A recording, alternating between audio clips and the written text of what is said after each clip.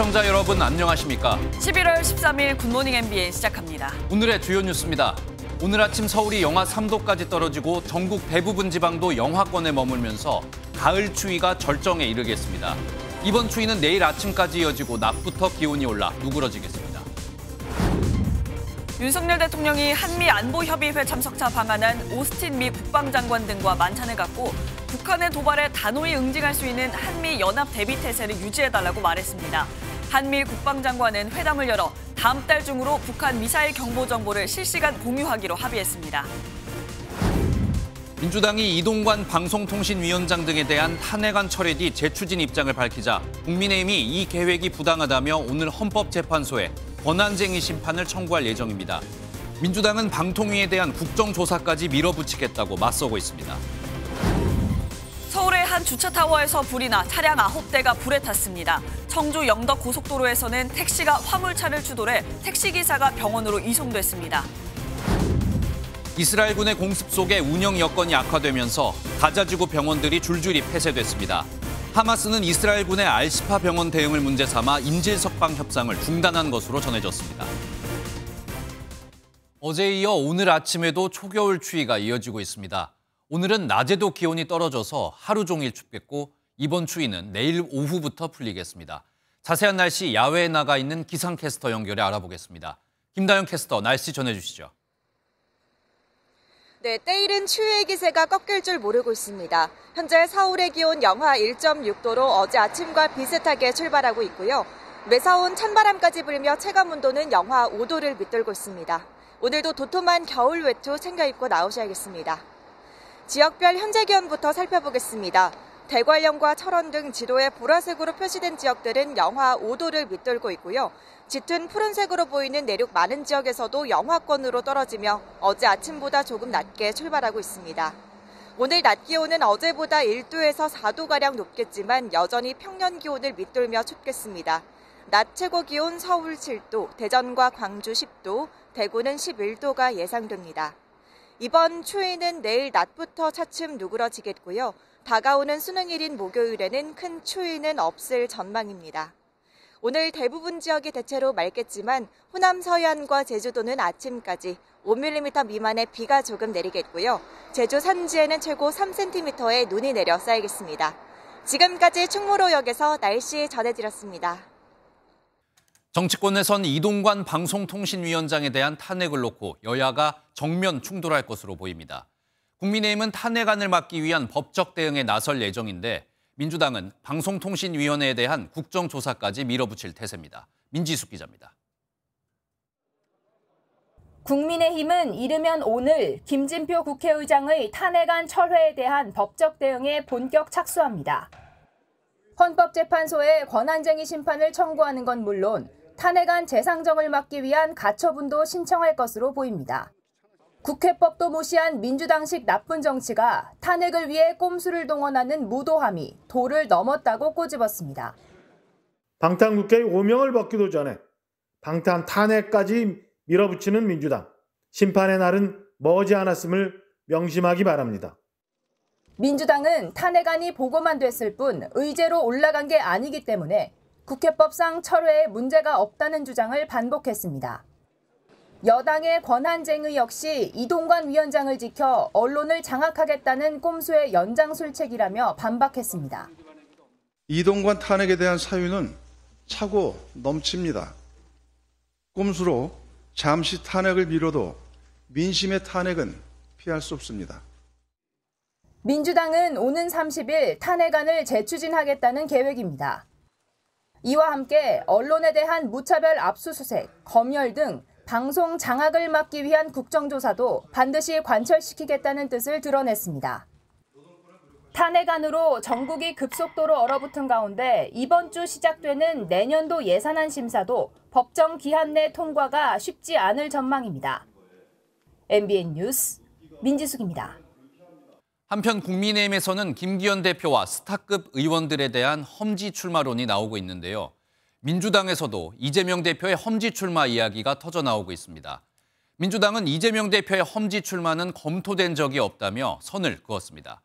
조국 전 장관의 총선 출마에 대해서도 혼자 고민하고 있는 것 같다며 역풍을 경계하고 있습니다. 이 내용은 송한진 기자입니다. 최근 민주당 안팎에선 이재명 대표의 험지 출마론이 커지고 있습니다. 비명계는 물론 친명계로 불리는 김두관 의원 역시 지도부가 앞장서야 한다며 사실상 이 대표의 험지 출마를 촉구했습니다. 그러나 민주당 지도부는 검토나 논의된 바 없다며 일축했습니다. 저희들은 이미 마련되어 있는 시스템 공천의 틀이 있습니다. 그 시스템 공천의 기본 방향 내에서 총선 기획단이 내년 총선에 필요한 컨셉과 방향. 하지만 국민의힘 김기현 대표가 험지 출마를 결심하면 이 대표 역시 민주당 텃밭인 인천 계양 출마가 어려울 수 있습니다. 비명계를 중심으로 이 대표가 편한 곳에서 선거를 치른다는 목소리가 커질 수밖에 없기 때문입니다. 이 대표의 험지 출마가 친명 비명 간 갈등의 불씨가 되면 비명계 의원들의 집단 탈당까지 번질 수도 있습니다. 조국 전 장관의 출마 역시 민주당 지도부로서는 곤혹스러운 대목입니다. 혼자 고민하는 것 같다며 말을 아꼈지만 조국 전 장관의 총선 출마가 자칫 민주당 전체에 대한 역풍을 가져오지 않을지 경계하는 눈빛입니다. 민주당에 대한 어떤 불이익이 있거나 어떤 갈등이 생기거나 그런 건 아마 안 하실 것입니다. 그거 관련된 당과의 소통이나 그런 건 전혀 없습니다. 최근 각종 여론조사에서 당 지지율이 정체하는 모습을 보이면서 민주당도 점차 내용 속으로 빠져드는 모습입니다. MBN 뉴스 송한진입니다.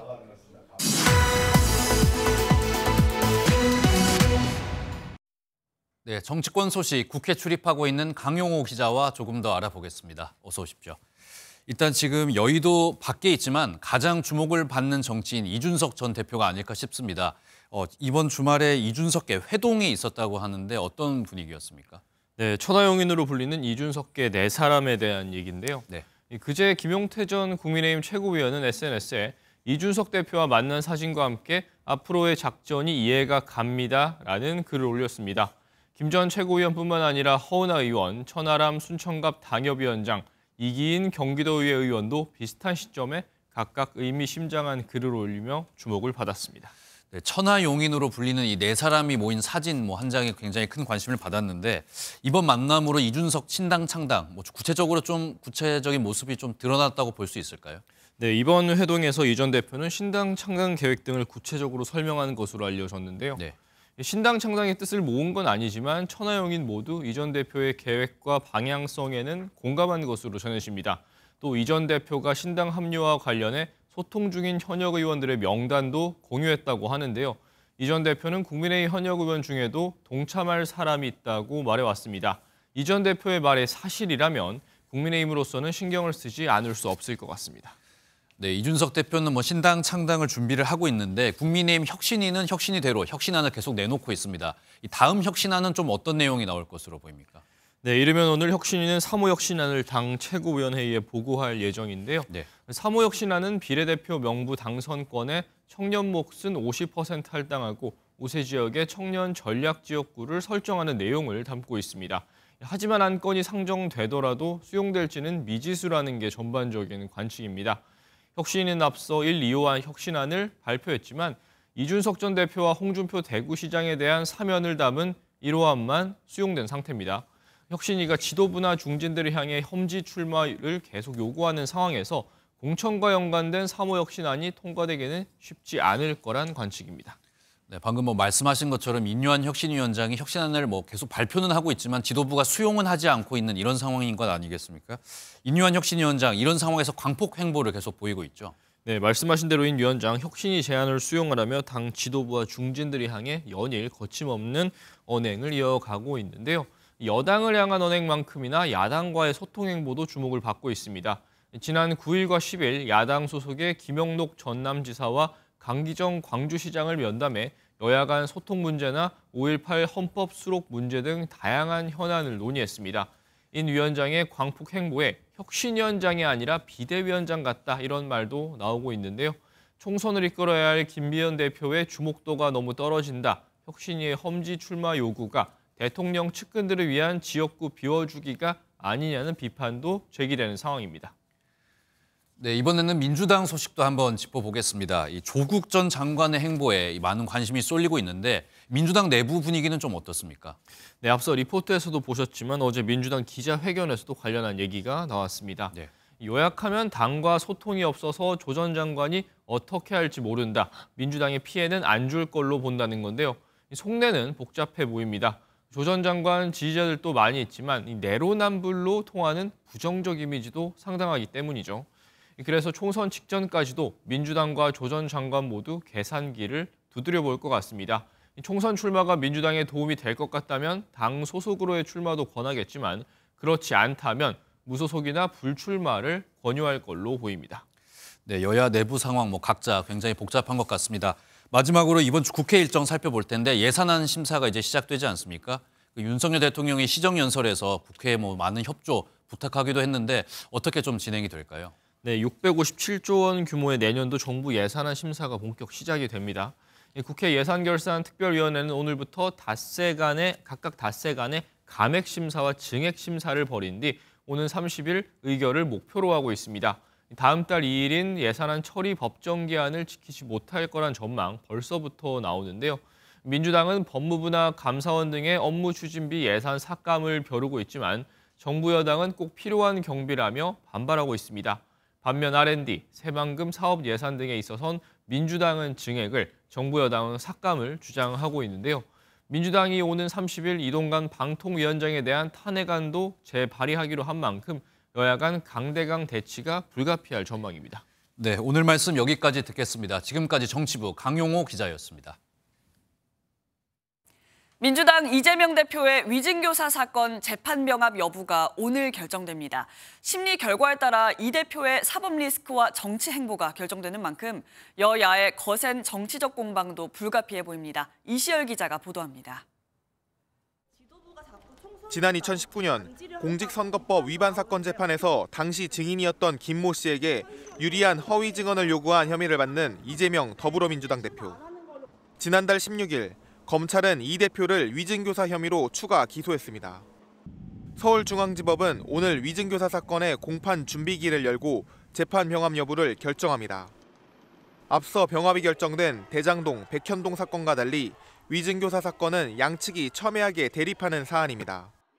이 대표 측은 하나의 재판에서 혐의를 모두 다퉈야 방어권이 온전히 보장된다며 병합 심리를 촉구하고 있지만 검찰은 다른 사건과 병합 시 극심한 재판 지연이 우려된다며 별개인 위증교사 사건을 병합할 이유가 없다고 반대하고 있습니다.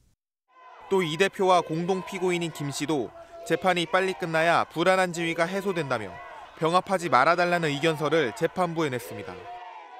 위증교사 관련해서 다른 피고인 따로 재판 결정인데 어떤 생각이신가요? 위증교사 사건이 병합되면 1심 선고는 사실상 내년 총선 전까지 불가능해 이 대표의 사법 리스크는 계속되겠지만 총선에는 영향이 미비할 전망입니다. 반면 별도 재판으로 결정될 경우 총선 전에 1심 선고가 나올 가능성이 있어 이 대표와 민주당은 이 사안을 예의주시할 수밖에 없는 상황입니다. MBN 뉴스 이시열입니다. 사건 사고 소식입니다. 어제 오후 서울 마포구의 한 주차타워에서 불이 나 2시간 만에 꺼졌고 청주 영덕 고속도로에서는 달리던 택시가 대형 화물차를 들이받아 한 명이 병원으로 이송됐습니다. 표선우 기자가 보도합니다. 건물 밖으로 새카만 연기가 솟아오릅니다. 소방대원들은 주차장 입구안 시뻘건 불꽃으로 연신 물대포를 쏘아 올립니다. 어제 오후 서울 아현동의 한 주차타워 건물에서 불이 났습니다. 14명이 급히 대피하면서 다행히 인명피해는 없었습니다. 주차타워에서 난 거라서 연기가 안 들어갔어요. 주거 그쪽으로는. 불은 주차된 차량 9대와 타워 내부를 일부 태운 뒤 2시간 만에 꺼졌습니다. 경찰과 소방당국은 정확한 화재 원인을 조사할 계획입니다. 소방대원들이 하얀색 차량을 조심스럽게 밀어 밖으로 내보내고 차량 앞부분은 새카맣게 그을러 있습니다. 서울 화곡동의 한 공영주차장에선 충전 중인 전기택시에서 불이 나 1시간 반 만에 꺼졌습니다. 택시 운전자는 스스로 대피해 인명피해는 없었지만 택시는 그대로 불에 탔습니다. 터널 앞 고속도로에서 불길이 솟아오르고 시커먼 연기도 피어오릅니다. 오늘 새벽 2시쯤 경북 청주 영덕고속도로 413 터널 인근에서 전기 택시가 앞서가던 대형 화물차를 들이받는 사고가 났습니다. 이 사고로 60대 택시 운전자가 얼굴 등을 다쳐 병원으로 이송됐고 전기 택시에도 불이 나 40분 만에 꺼졌습니다. 경찰과 소방당국은 정확한 사고 경위를 조사할 계획입니다. MBN 뉴스 표선우입니다. 전 펜싱 국가대표 남현희 씨가 전청조의 사기 공범 인지를 놓고 경찰이 조사하고 있는 가운데 남 씨 측이 전 씨의 추가 사기 행위를 폭로했습니다. 암에 걸린 남 씨의 친척에게 접근해서 병을 치료해주겠다며 사기를 시도한 정황이 확인됐습니다. 최돈희 기자의 보도입니다. 남현희 씨의 고모부 딸, 그러니까 고종사촌과 전청조가 지난 2월 주고받은 음성 파일입니다. 전 씨는 남 씨 고모부가 암 진단을 받았다는 사실을 알고 자신이 대형병원 원장과 잘 아는 사이라며 남 씨 고종사촌에게 접근했습니다. 병원장님이 직접 움직여 주신다고 했으니 당일날 저희가 다 참가할 거고요. 전 씨는 또 다른 대형 병원과 협진을 통해 전담 의료팀을 꾸려줄 수 있고 자신의 개인 병실이 있는 병원으로 옮길 것을 권유하기도 합니다. 병원에 제 개인 병실이 있습니다. 전문가들이 붙어서 봐주실 수 있고요. 또 사이드로 봐줄 수 있는 의사들도 위암 전문의들로 세팅은 해드릴 수 있어요. 시한부 삶을 살고 있다고 속였던 전청조는 자신의 치료를 위해 국내에 없는 고가의 치료기기와 항암 치료제를 들여왔다며 이를 알아봐줄 수 있다고도 말합니다. 이거 한 사이클에 3억 정도 해요. 이거는 그러니까 한국에 사실 들어올 수 없는 보험이 안 돼서 못 들어오는. 남 씨 측은 전청조와 고종사촌이 이런 대화를 나눈 사실을 전혀 몰랐다가 사건이 불거진 뒤에야 알게 됐다는 입장입니다. 경찰은 이런 내용을 포함해 남 씨가 전 씨의 사기 범행을 알고 있었는지, 여기에서 더 나아가 공모했는지 여부를 조사하고 있습니다. MBN 뉴스 최돈희입니다. 보신 것처럼 전청조 씨가 30억 원대 사기 범행을 저질러 이 세간이 떠들썩한데요. 사기 범죄는 곳곳에 만연해 있습니다. 올해 검거한 사기 피의자만 16만 명, 사기 범죄로 인한 피해금은 올해 10월까지 벌써 16조에 달합니다. 이혁재 기자입니다.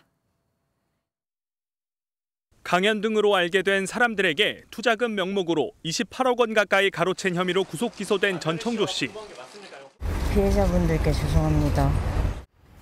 전 씨에게 당한 피해자는 사건이 경찰에 접수된 뒤에도 계속 늘어 23명에 달합니다.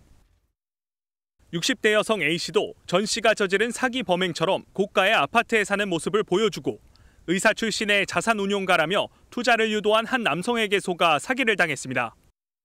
비상장 주식에 투자하면 돈을 벌 수 있단 말에 5억 6천만 원을 넘겼지만 남성의 직업과 수익은 모두 가짜였습니다. 모든 걸 변제해주겠다, 집으로 오라고 했는데 그 집 동호수도 아니었어요. 다시 나와서 또 이 짓을 하지 못하게 엄한 처벌을 받는 게 제 희망이고. 경찰이 올해 검거한 사기 피의자 수가 16만 명에 달하고 피해 규모는 16조 원 가까이 되는데 2년 전 한 해 동안 집계된 사기 피해 규모를 넘겼습니다. 이처럼 사기 범행은 꾸준히 발생하고 있지만 양형 기준을 살펴보면 5억 원 이상 50억 원 미만의 피해를 발생시킨 사기 범죄는 죄가 무겁더라도 최대 7년형입니다. 강도라든가 하는 그런 강력범죄보다 아무래도 형량이 좀 낮게 선고되는 게 구체적이고 개별적인 사안을 좀 따져가면서 형량을 정해야 되는. 사기를 저지른 피의자보다 피해자들이 더 고통스러운 상황을 바꿔야 한다는 목소리가 커지고 있습니다. MBN 뉴스 이혁재입니다. 술에 만취한 운전자가 골목길을 달리다 주차된 차량을 들이받고 이것도 모자라 시민들을 덮치는 사고가 발생했습니다. 좁은 골목길에서 일어난 사고였는데 더 큰 피해로 이어질 수 있는 아찔한 상황이었습니다. 심동욱 기자가 취재했습니다. 자정을 넘긴 시각 경기 평택시의 한 골목길. 잠시 뒤 검은색 승용차가 쏜살같이 지나가더니 골목 한켠으로 주차된 차량을 들이받고 그대로 넘어집니다. 큰 소리도 나고 차에서 연기도 막 나고 있고 이제 안에 사람 봤는데 약간 좀 취해 있는 느낌도, 차가 이렇게 아예 뒤집혀져 있더라고요. 연기가 매장 안에까지. 30대 남성 A씨가 술을 마신 채 운전을 하다 골목길에서 사고를 낸 겁니다. A씨는 약 2km 정도를 운전하면서 차량 3대와 잇따라 부딪혔습니다. 주차된 차량을 들이받고 튀어오른 차량은 이곳에서 길을 걷던 시민들까지 덮쳤습니다. 사고로 골목길을 걷던 30대 남성이 갈비뼈가 부러지는 부상을 입었고 함께 있던 20대 여성도 가벼운 부상을 입었습니다. 경찰 조사 결과 A씨는 혈중 알코올 농도는 면허 취소 수준이었습니다. 경찰은 A씨에 대해 특정범죄 가중처벌법상 위험 운전치상 혐의를 적용해 자세한 사건 경위를 조사하고 있습니다. MBN 뉴스 심동욱입니다. 최태원 SK그룹 회장이 이혼 소송을 벌이고 있는 노소영 아트나비센터 관장의 최근 공개 발언에 반박했습니다. 지금 동거인을 만나기 오래전부터 이미 혼인 생활은 파탄나 있었는데 노 관장이 재산 분할을 위해 언론 플레이를 하고 있다고 주장했습니다. 우종환 기자입니다. 최태원 SK그룹 회장은 노소영 아트나비센터 관장과 혼인 생활이 오래전부터 파탄나 있었다고 주장했습니다. 최 회장 측 변호인은 새로운 만남 훨씬 이전에도 형식적인 부부였을 뿐 불신만 남은 남남이었다며 현 동거인 김희영 TNC재단 이사장은 관련이 없다고 밝혔습니다. 또 최근 노 관장이 김 이사장에 대한 징후를 부추기는 언론 플레이로 재산 분할 재판에서 유리한 결론을 얻으려 한다고 주장했습니다. 앞서 노 관장은 사람이 동물과 다른 점은 한 번 맺은 언약을 지키는 거라며 최 회장의 외도를 문제 삼았습니다. 저의 이 사건으로 인해서 가정의 소중한 가치가 법에 의해서 지켜지는 그런 계기가 되기를 바람하지 않습니다. 김 이사장을 향해서도 가정이 있는 걸 뻔히 알고 부인 행세를 한다. 남의 가정을 깬 사람은 벌을 받아야 한다고 날을 세웠습니다. 앞서 이혼소송 1심 법원은 최 회장에게 이혼 책임이 있다고 인정했지만 노 관장 측이 주장한 1조 원대 SK 주식 분할은 받아들이지 않고 800억 원만 인정했습니다. 최 회장과 노 관장 양측 모두 항소해 현재 2심 재판이 진행 중입니다. 노 관장은 김 이사장을 상대로 30억 원 손해배상 소송을, SK 측은 SK 사옥에 입주한 아트센터 납이 퇴거 소송을 제기해 또 다른 법정 대결로도 번지고 있습니다. MBN 뉴스 우종환입니다. 오늘 하루 중요한 일정을 소개해드리는 굿모닝 오늘입니다. 어떤 일정이 있는지 함께 살펴보겠습니다. 국회가 오늘 이종석 헌법재판소장 후보자에 대한 인사청문회를 개최합니다. 국민의힘은 이 후보자가 문재인 정부 시절 청문회를 통과한 검증된 후보라는 점을 강조하는 반면 민주당은 이 후보자가 윤석열 대통령과 서울대 법대 동기이고 자녀 임기를 문제 삼아 후보자의 적격성을 집중적으로 따져 물을 것으로 보입니다. 경제 6단체 회장단이 오늘 긴급 기자회견을 갖고 윤석열 대통령에게 이른바 노란봉투법에 대한 거부권 행사를 요청할 계획입니다. 노란봉투법은 하청 노동자에 대한 원청기업 책임을 강화하고 파업 노동자에 대한 회사 측의 무분별한 손해배상 청구를 제한하는 내용을 담고 있습니다. 고용노동부가 오늘 근로시간 개편과 관련한 설문조사 결과를 발표합니다. 고용노동부는 지난 3월 발표했던 근로시간 개편안이 주 최대 69시간 논란을 일으키면서 대규모 설문조사를 진행했는데요. 오늘 그 결과와 함께 근로시간 개편안 수정의 보완 방향도 제시될 예정입니다. 카카오 모빌리티가 오늘 택시업계와 택시 서비스 개편을 위한 간담회를 진행합니다. 택시 4개 단체가 참여하는 이번 간담회에는 가맹 수수료 등 갈등을 겪고 있는 사안에 대한 집중 논의가 이뤄질 예정입니다. 윤석열 대통령이 어젯밤 한미안보협의회의에 참석한 미국 대표단을 한남동 관저에 초청했습니다. 윤 대통령은 북한이 하마스식 도발을 하면 즉시 응징하겠다고 경고했는데 오스틴 미국 국방장관은 모든 역량을 동원해 대한민국을 방어하겠다고 약속했습니다. 김민수 기자입니다.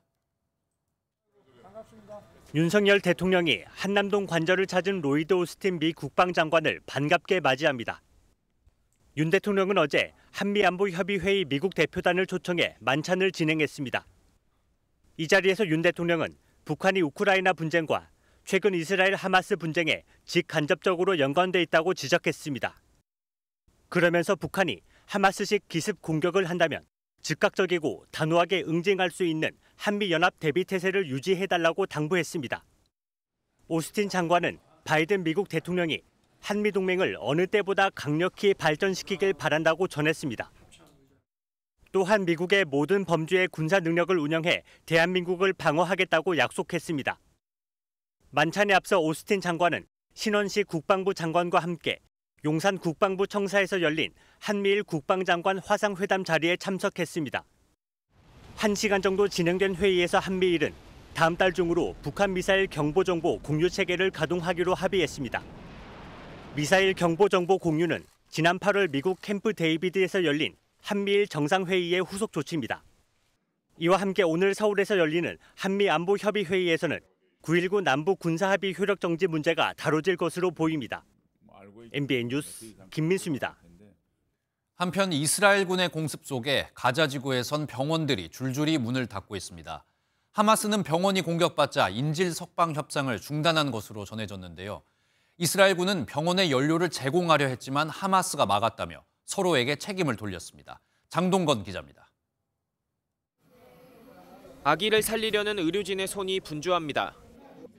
병원에 연료와 전기가 떨어져 수동 호흡기를 사용하는 겁니다. 이스라엘군의 잇따른 공습에 병원 주변 인프라가 파괴되고 전력이 끊기면서 가자지구 최대 의료시설인 알시파 병원이 결국 폐쇄됐습니다.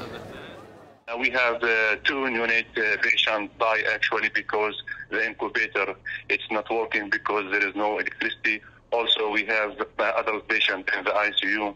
He died because the ventilator is shut down because there is no electricity. 두 번째로 큰 알쿠드스 병원도 의약품과 연료 등이 동나 의료 서비스를 중단했습니다. 가자지구 보건부 측은 이스라엘이 병원 근처까지 진격해 전투를 벌인 탓이라고 주장했습니다. 이런 가운데 하마스는 이스라엘의 알시파 병원 공격 문제로 인질 석방 협상을 중단한 것으로 전해졌습니다. نحمل المسؤولية عن مجزرة المشافي لكل من صمت أو تخاذل عن التحرك لإيقافها أو منعها أو تجريم الاحتلال ومحاسبة قادته أمام محاكم الجرائم الدولية. 이에 이스라엘군은 연료통을 운반하는 영상을 공개하며 알시파 병원에 연료를 전달하려 했지만 하마스가 이를 막았다고 맞섰습니다. 여기에다 네타냐후 이스라엘 총리는 군사적 압력이 인질 석방 합의를 만들어낼 수 있다며 강경 대응 기조를 유지했습니다. MBN 뉴스 장동건입니다. 유럽에서는 이스라엘과 하마스 전쟁을 둘러싼 시위가 곳곳에서 일어났습니다. 프랑스 파리에서는 반유대주의 타파를 외치며 수만 명이 모였고 영국 런던에서는 팔레스타인을 지지하는 시위에 30만 명이 모였습니다. 이어서 장덕진 기자입니다. 빈틈을 찾아볼 수 없을 만큼 많은 사람이 모였습니다.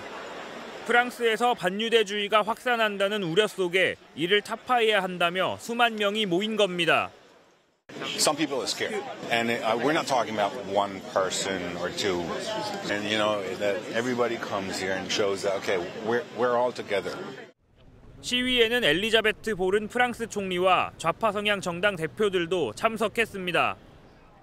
영국 런던에서는 팔레스타인 지지와 전쟁 중단을 주장하며 30만 명이 거리 행진을 벌였습니다.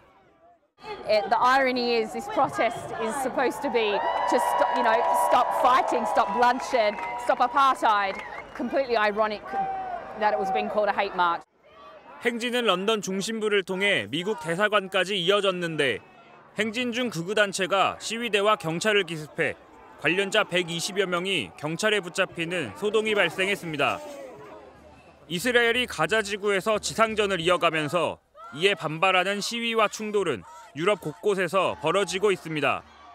스페인 바르셀로나에서는 친팔레스타인 시위대가 학살을 중단하라며 기차역에 진입을 시도하다 경찰과 몸싸움을 벌였고 벨기에 브뤼셀과 독일 베를린, 위넨에서도 비슷한 시위가 이어졌습니다. MBN 뉴스 장덕진입니다.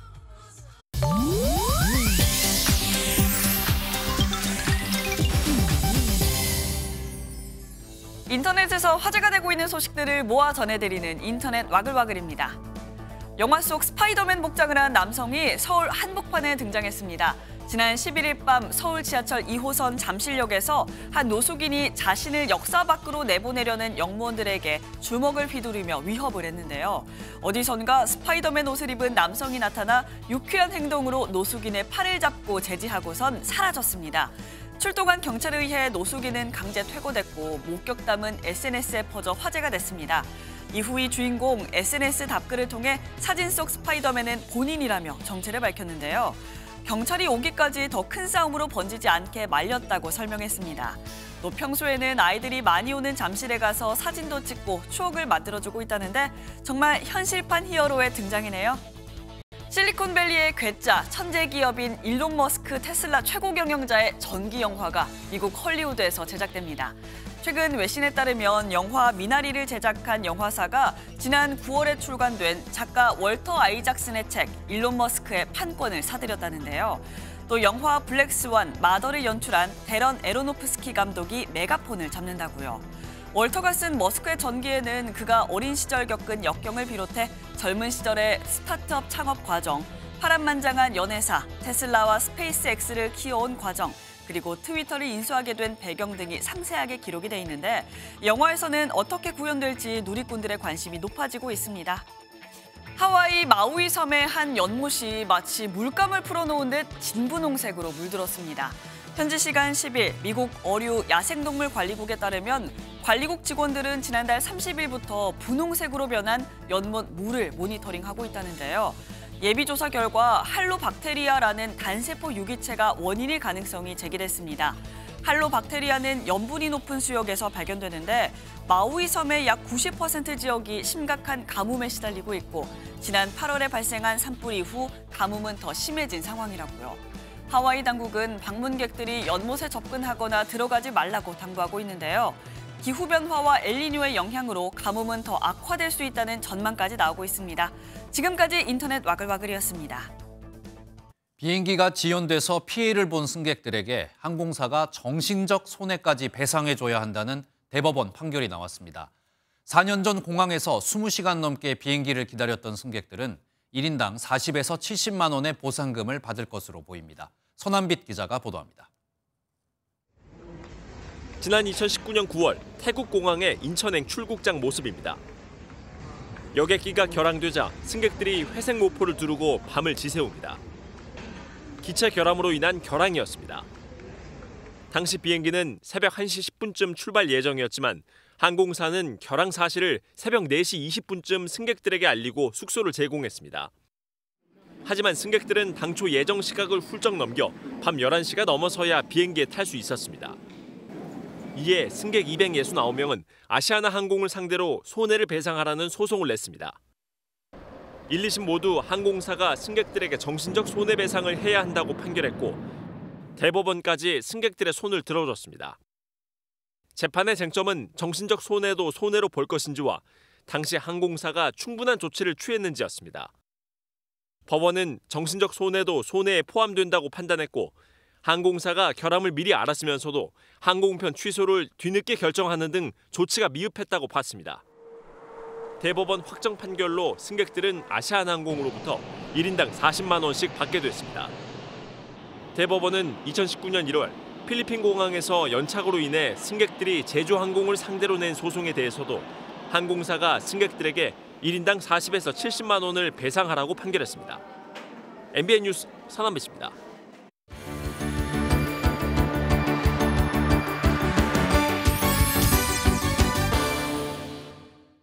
굿모닝 월드입니다. 멀리 인도에는 빛이 어둠을 이긴 것을 축하하는 축제가 있습니다.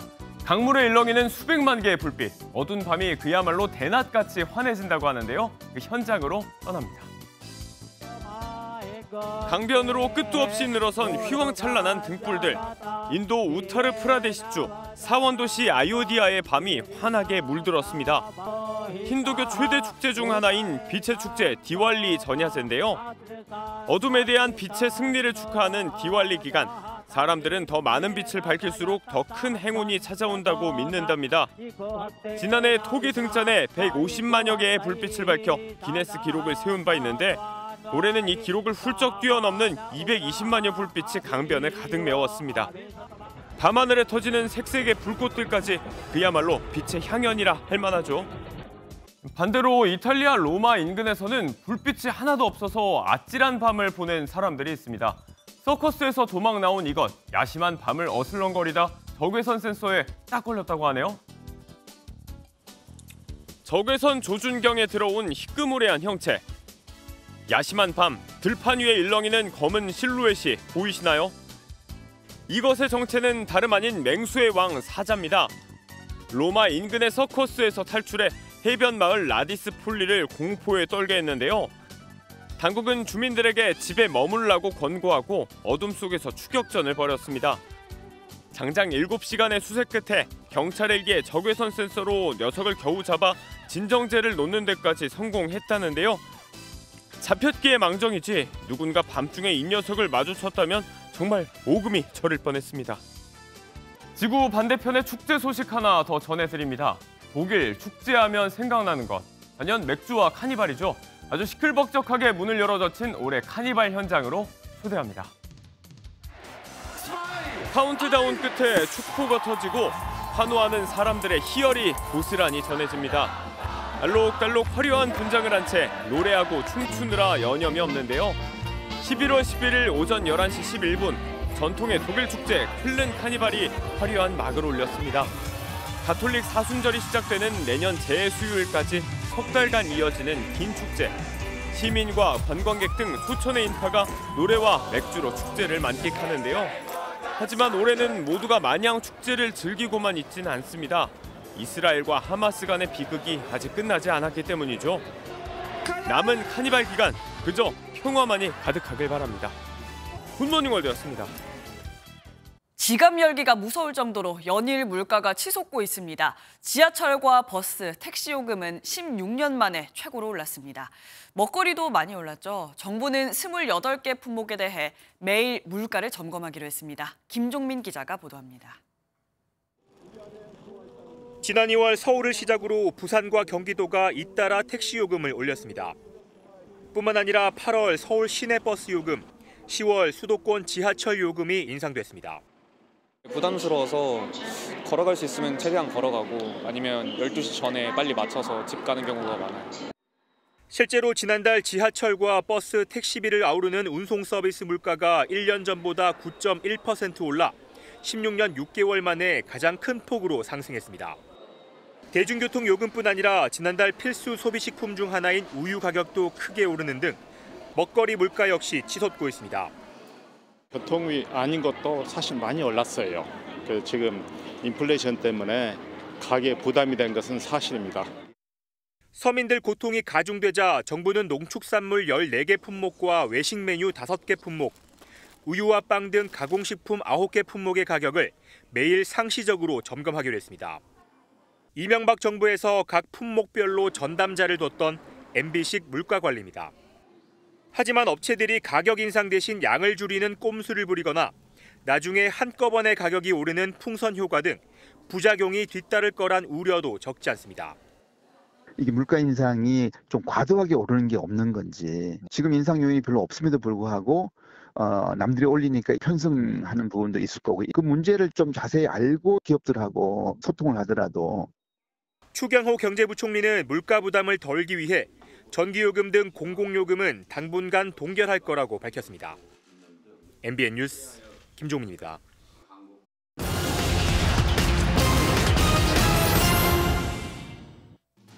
올해 하반기 서울 아파트 청약 합격선이 상반기보다 9점 가까이 상승한 것으로 나타났습니다.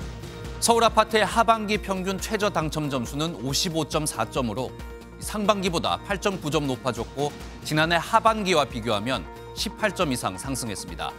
무주택 기간 11년, 부양가족 3명 이상, 통장 가입 기간 10년 이상 등의 조건을 갖춰야 하는 점수였습니다.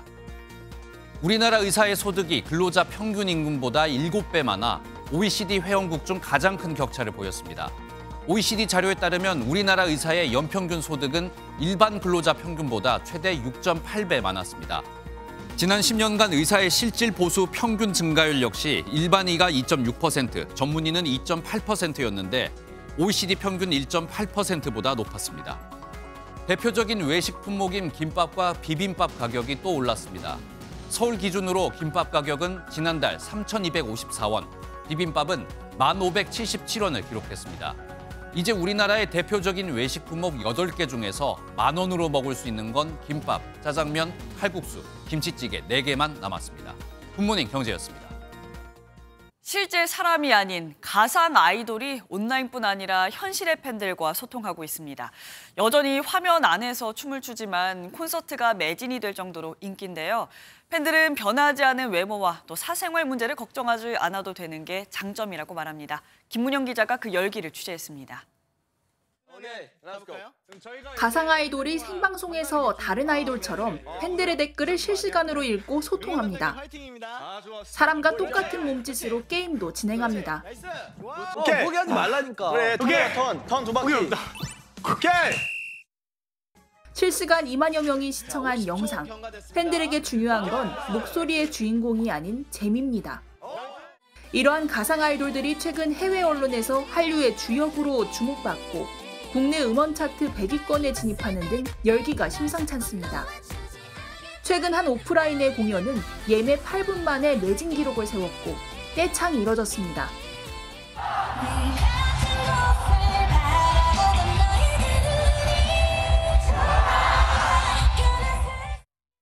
한류 스타 못지않게 대만 등 전 세계의 팬들이 돈을 모아 지하철 광고를 지원하고 오프라인에 모여 멤버들의 생일을 함께 축하합니다.